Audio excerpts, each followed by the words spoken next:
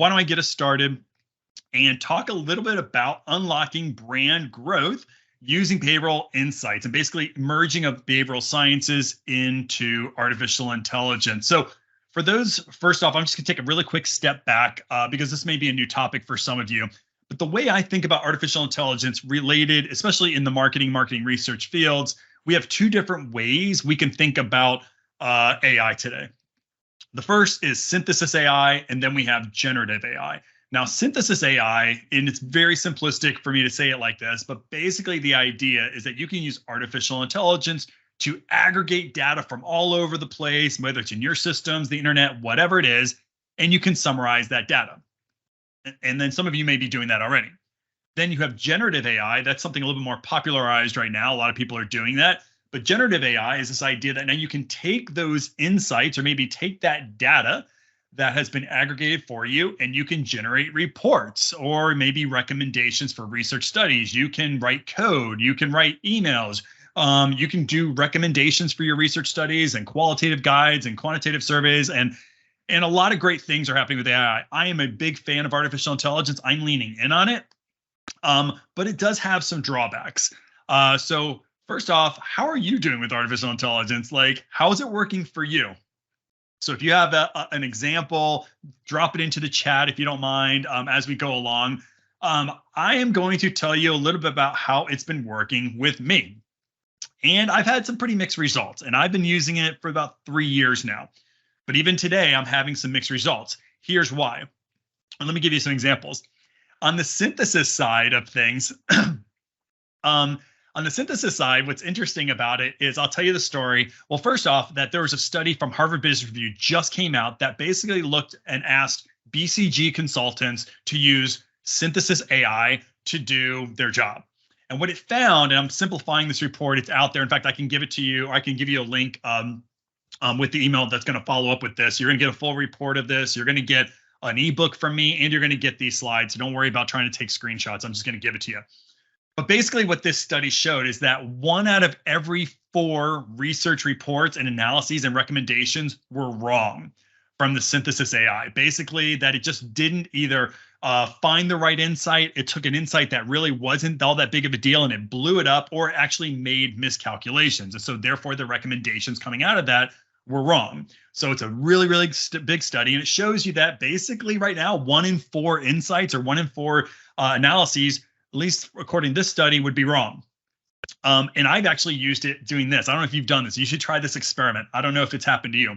I've basically tracked and I've taken transcripts from qualitative interviews and I've dropped it in to ChatGPT and asked it to summarize the data. And it came up with something that looked really good.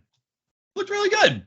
Then I did the exact same thing again the next day. I took the exact same transcripts, the exact same prompts, dropped into ChatGPT, and it gave me different outcomes. So there's an issue there, right? So synthesis AI is good to do a lot of things, but there are some issues. On the generative AI side, I'll tell you another story where this recently put this into kind of perspective. I flew out to Denmark to meet with a company, and I'm sitting down with their head of innovation, basically. And the person was on a Monday morning. I'm in Denmark, and the person starts telling me about my book, Marketing to Mindstates, and starts talking about the Mindstate model, how inspired he was. And as he kept talking, I'm realizing he's not talking about my book. I don't know what he's talking about, but I don't. These terms he's using, this model is not mine. So finally, I let him go because it was a little bit awkward. And then I finally said, I'm not sure if you read the wrong book. And I kind of explained the situation where the model he was talking about was not my model.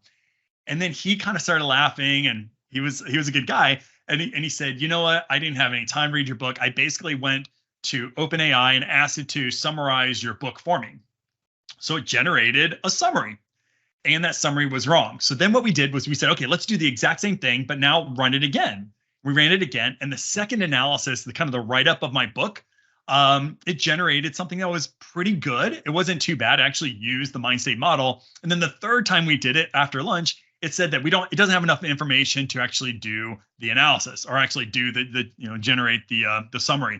So that being said, there are some kind of issues, but I believe that some of these issues can be at least lessened a bit if we start thinking about bringing behavioral science into this.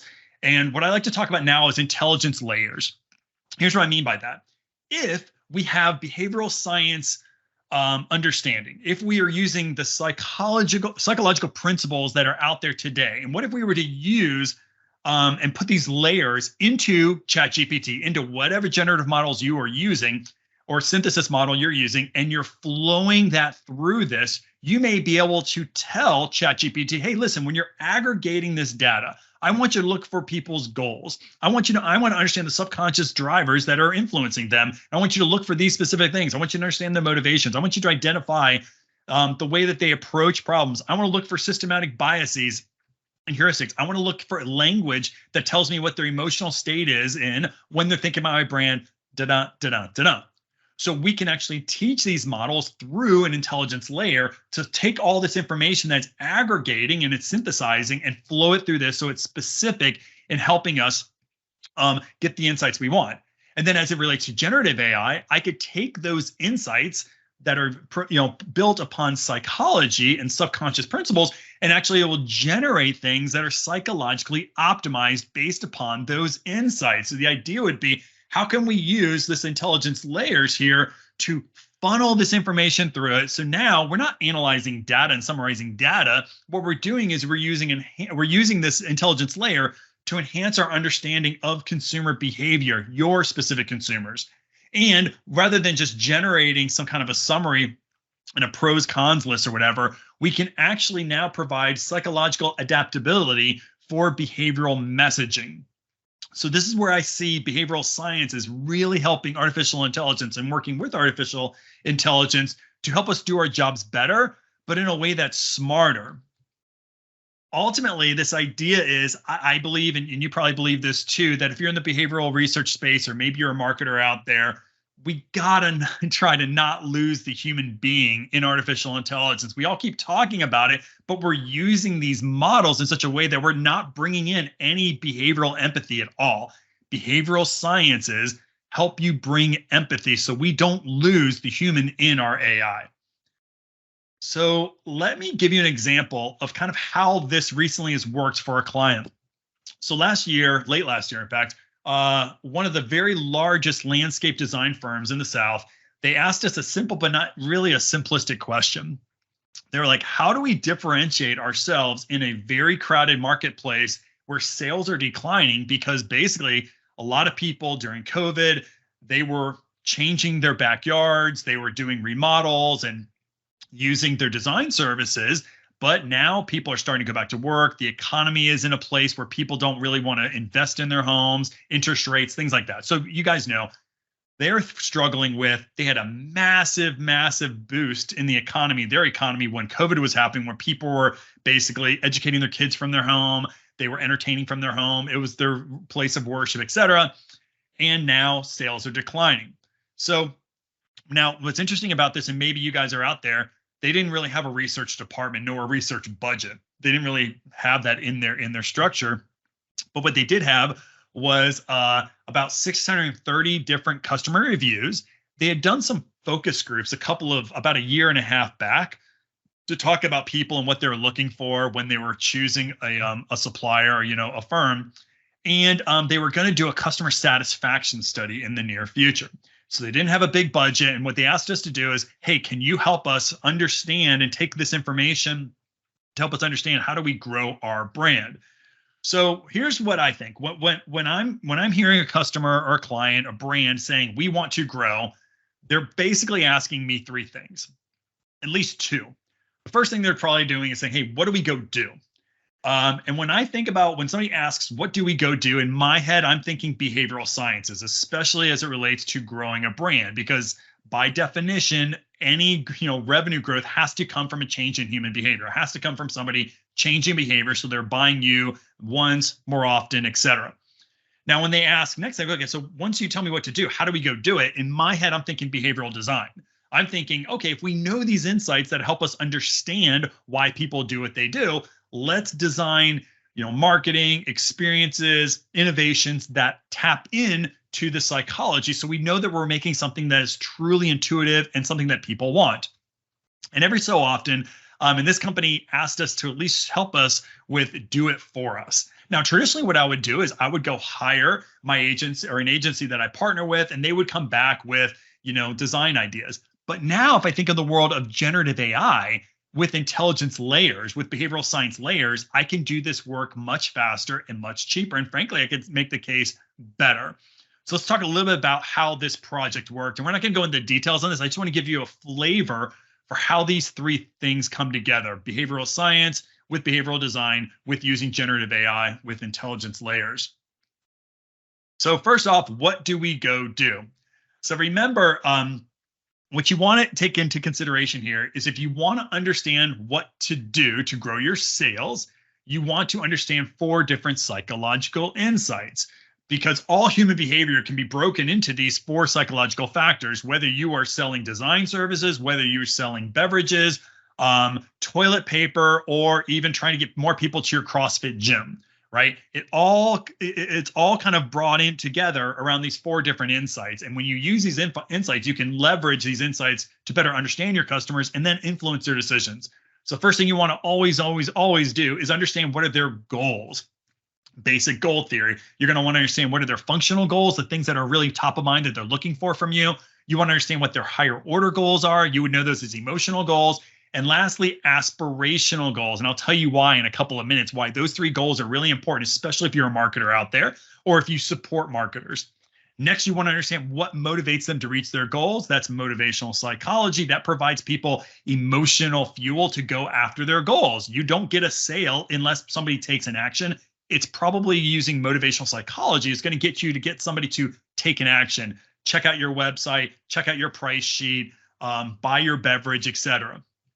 Third, you're going to want to understand how do they approach their problem, something called regulatory fit theory. They're either going to be optimistic in their mind state, meaning that they're going to seek more good in their life, or they're going to be a little bit more risk adverse. They're going to be more cautious in their mind state, and they're going to help, hopefully, they're going to ask you to help them mitigate risk. And then lastly, there are these cognitive heuristics or biases, things that help people make decisions fast and easy.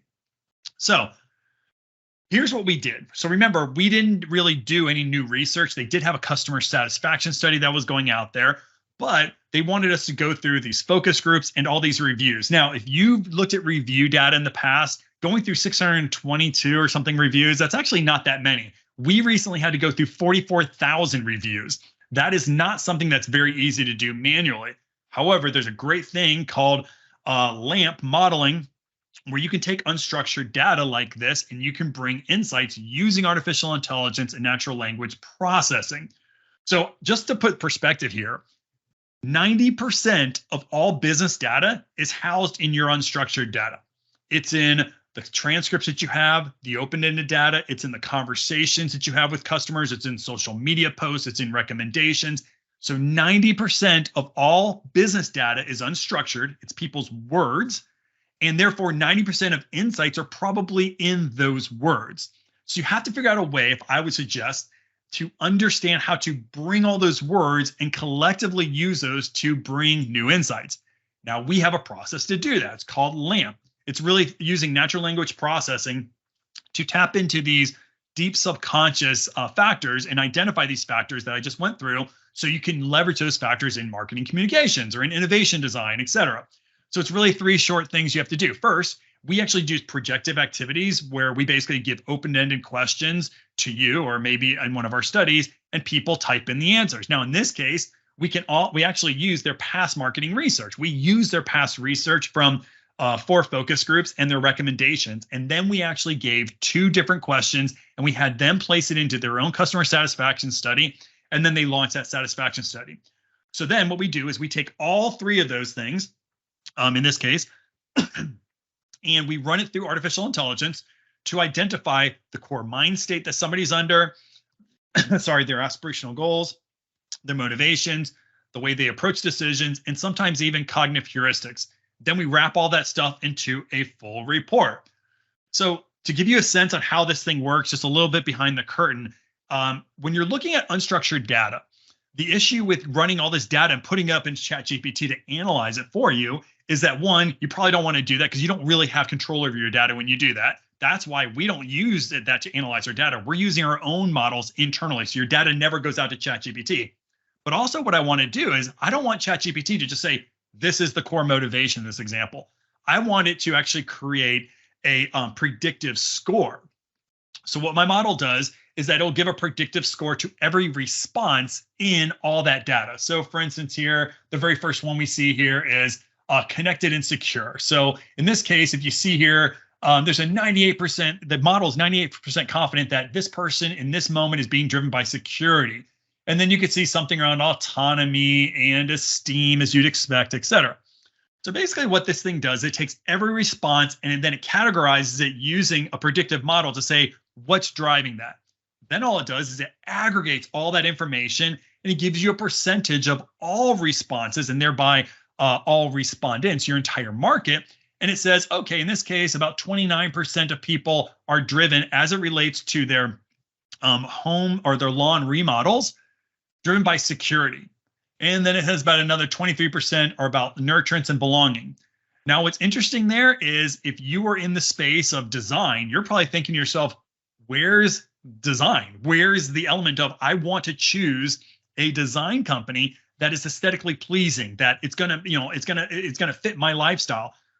That is very conscious, and that's what people absolutely want. But the subconscious reasons why they want that, in this case, came down to 3 different motivations, which makes up 68% of all customers are driven by this desire for safety and kind of secure. In this case, it was keeping the bad out, bringing people together and caring for their family. A very different way of thinking about your marketing if you're in the design space.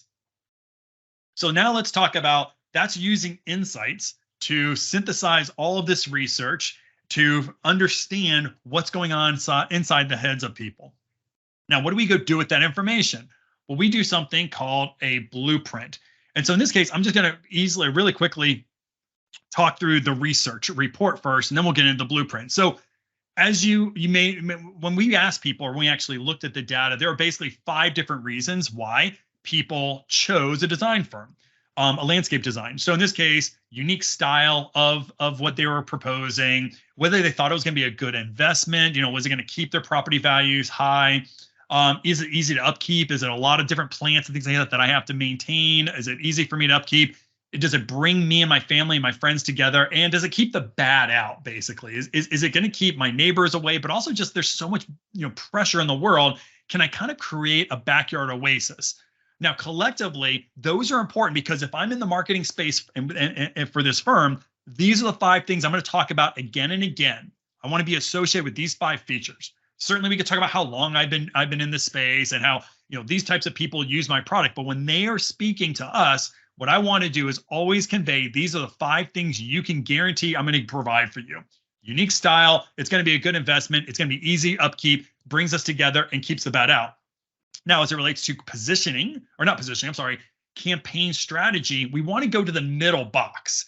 And this idea of a backyard that is a wanted retreat to build memories and connections in. Those are my campaigns that I would want to do if I was in the marketing space at this firm. This is what we recommended for them to do. And then as it relates to positioning, because they need to differentiate themselves from all the other landscape design firms out there, what you want to do is talk about how you provide refuge that enables amazing family connections and memories. That's where you position your brand. You use, campaigns around that middle box, around building out these backyards that are wanted retreats. And how do you do that? You focus on those 5 features. That's really understanding the power of the subconscious and how you can get to a much different place emotionally with your marketing. And then, of course, what we're able to do is now talk about the motivations. In this case, as we saw, there's basically 30% of people were driven by security. And the idea is this going to be a good investment? And is it going to keep me kind of the outside out? So this is a retreat for my family because I love them. That's where nurturance came in. And then belonging. I want this space to where we are all able to come together. It's not too small, or it's configured in such a way that my whole family can come together and friends and have their own personal space. Then, of course, what we want to do is be able to know that when you're speaking about security, people want less risk. They want to make sure that, for the most part, 77%, they're in this kind of cautious mind state as it relates to, is this going to be a good investment? Is it truly going to keep the outside out so that we are kind of secure and we have a safe environment for my family and friends? But on the nurturing side, this was that we wanted to use copy based upon these insights to make sure that you could convey that your customers are going to have the ability to care more often. So ultimately, what we did was 72% of all of their customers are driven by these four different mind states. Therefore, let's go now talk about. Now we know what to do. We want to talk to these four different mind states. We use artificial intelligence to help us understand that by taking a look at unstructured data. Next, what we want to do is now go to what do we do or how do we do it? That's where we use behavioral design. Now, what we do is we create these marketing activation blueprints for our clients so they know what to do with those insights. I'm just going to quickly go through this so you kind of have a feel for how do you use these this behavioral intelligence. In this case, it was a cautious security mind state. So we set up like what is going on, what's the persona of this person when they're making a decision. In this, we also do a persona overlay. So what I want to do is convey here is what they're driven by, here's what they desire, what they value, what they believe in the moment, their behaviors and their preferences. We provide an ocean personality profile so you really understand their personality using the big five. And there's always a summary for marketers so they can kind of understand what to do with this information. We now know we can identify the goals to activate. We already went through that. Here's the motivations to prime. We tell you how to write your copy by telling you how to approach your copy. We provide specific triggers.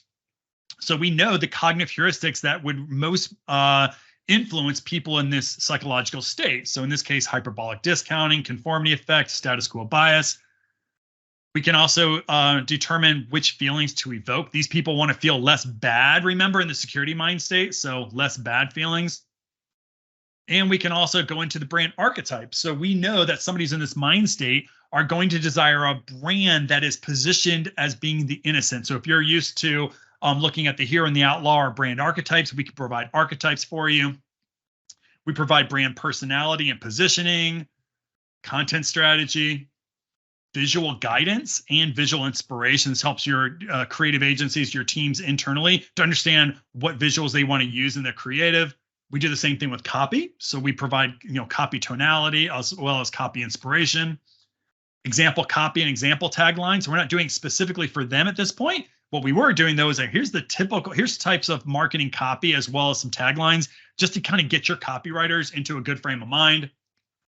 And lastly, for those that weren't in marketing, if you're just going to create different user experiences or customer experiences, we actually create strategies off of that. So all optimized for the psychological mind state that they're in when they're thinking about choosing a landscape design firm.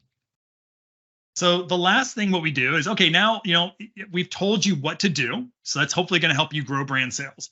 Then how to do it. That's going to hopefully give you greater guidance. What they ended up doing was they had an agency. They tried to, bring the agency along. The agency had a couple of hiccups. So they actually asked us to come and help their agency. So help me do it for us. In this case, we use generative AI with an intelligence layer. So I'm going to do something that I'm going to show you how I use ChatGPT right now. Hopefully this works well. And I'm going to show you kind of my prompts and we're going to see how it does. So let me go ahead and share my screen here.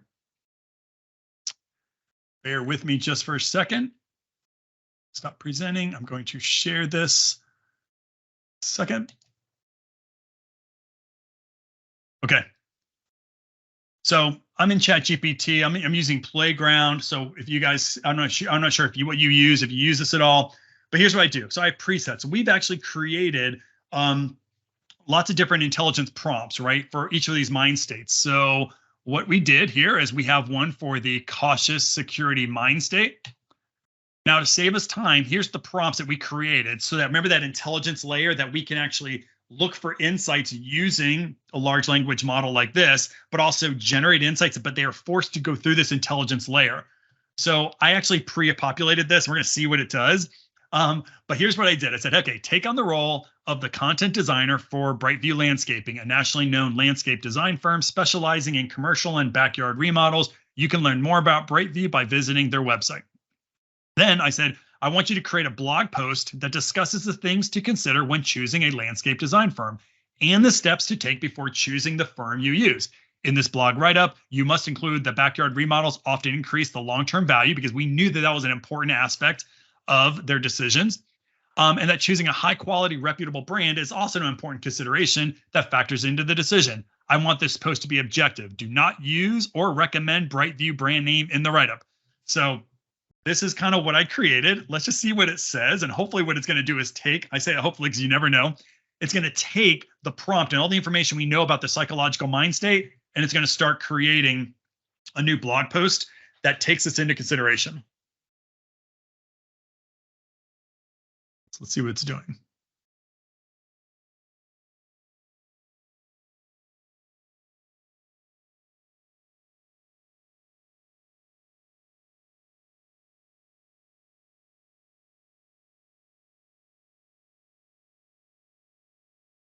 So using here, it's like, however, it's essential to partner with a high quality, reputable design firm.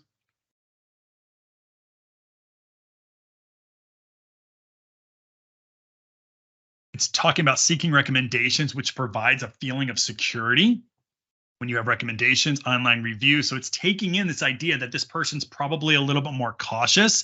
And so it's telling you to do your homework, basically. Verify credentials, ask for references, schedule consultations, etc. So I'll go ahead and cancel that. So the idea here is that when you use the behavioral insights, coming off of kind of the insights, when you use behavioral insights and plug those into ChatGPT, where you're forcing ChatGPT or Bard or whatever you're using, you're forcing it into or those insights in through that intelligence layer, you get psychologically optimized. In this case, I could have done talked about a qualitative guide that you want to build out to understand why they're so safety and risk adverse. We could build a qualitative guide, a survey, et cetera. So I can basically build anything in this by using generative AI, but forcing it through an intelligence layer. So let me stop sharing that and share our very last slide, because I know we're just over time here.